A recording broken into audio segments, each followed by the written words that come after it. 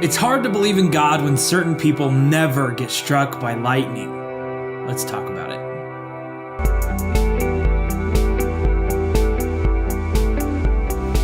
Well, welcome back. It's Life Group season again. Welcome to sermon discussion videos. I'm excited to relaunch these discussions that we have been having. We are in a new location today. We're in my office. Grant was too lazy to walk over and do our videos over in the landing, so we've decided to start filming them in here, and it's more comfortable for me too. We're starting a new series this week called Explain Yourself, and it's all about how do we give an answer when people ask us about what we believe, when people challenge the things that we say we believe. And so we're going to help you, give you some ammo for those conversations here moving forward. Before we get started, I'd like to recommend to you some books.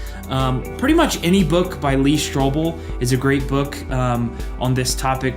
The one that is kind of the foundational one is called The Case for Christ, and it is really the first of his books on apologetics, and it's this idea of learning what we believe and being able to defend it and explain it.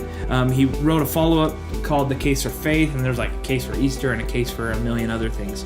But any of his books are really good, and I would highly recommend them. But there's a lot of crazy people in history who have claimed to do magical things. People have claimed to be gods, and people have given their lives to all kinds of beliefs and higher powers. So why would we choose Jesus? Why would we pick a Jewish builder to give our lives to?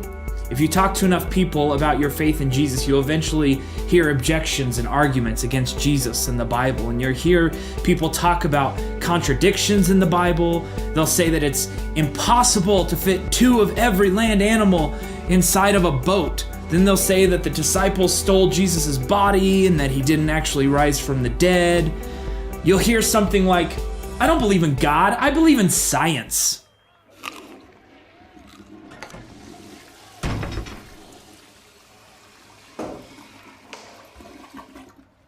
I'm a little concerned right now about your salvation and stuff. How come you have not been baptized?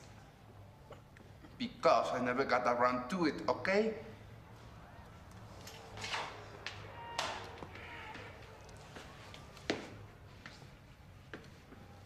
I don't know why you always have to be judging me. Because I only believe in science. But tonight, we are going up against Satan's caveman. And I just thought it would be a good idea if you... You're welcome for that. I only believe in science. Then you think to yourself, so do I. In fact, so does God. No, God doesn't just believe in science. God created science. And I personally have researched all kinds of arguments. I think all the arguments against there being a God, and in my opinion, they just don't hold any water. If you're a thinking person, eventually you have to ask the question, if millions of people are convinced that a Jewish guy who claimed to be God was telling the truth, is it possible that they're right? And if it's not true, how did these ancient, ordinary men come up with such an elaborate and brilliant hoax that they didn't just fool the people in the world around them, they fooled millions of people for thousands of years? How smart were they? And they haven't just fooled a bunch of gullible, uneducated people. Some of the most intelligent people in history were absolutely convinced that Jesus was and is God.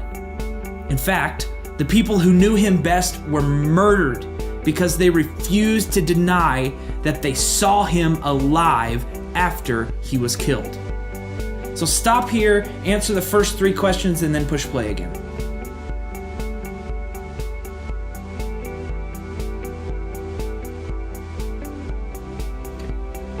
The most important thing in determining the accuracy of a story is what?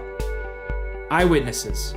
Unless you have a video recording of it, which was impossible in that first century Palestine, you have to talk to the people who saw it happen. 2 of the Gospels, and the Gospels are the first 4 books in the New Testament that tell the life story of Jesus. 2 of the guys who wrote the Gospels watched Jesus do all the things the Gospels say he did. And the other 2 are written by guys who interviewed all of Jesus' followers. They studied it. They figured out what happened. And the Gospels were written in the 1st century, in the lifetime of the people who actually saw the events happen. So how could they have gotten away with writing this stuff? And how could it have spread so quickly around the world if the events didn't actually happen? So unless 4 guys individually convinced a bunch of people that they saw things they didn't actually see, we can trust these guys. And if they were lying about what happened, why didn't other authors and historians come forward and refute them? Why didn't other people who were around at that time come forward and say, wait, I knew Jesus and none of that stuff happened. He didn't do those things that you say he did. In fact, the opposite is true. Everyone who says what happened back then, saw what happened back then, agreed on what Jesus did. And one of the most frustrating things about being a Christian is the questions people ask about what you believe. If you had 15 minutes, you could sit down with them and you could explain to them and kind of help them work through their problems. But the whole reason they're asking the question is because they have a one-liner they heard and they can't wait to get to it, so they're not going to listen to you for 15 minutes while you explain all of the details. That's why it's so important that we remember how to speak truth in love. Peter, who ironically denied that he knew Jesus when Jesus was arrested, tells us that we should be ready to tell people why we believe what we believe. But he emphasized the most important of all is to not be obnoxious or argumentative when you tell people about Jesus.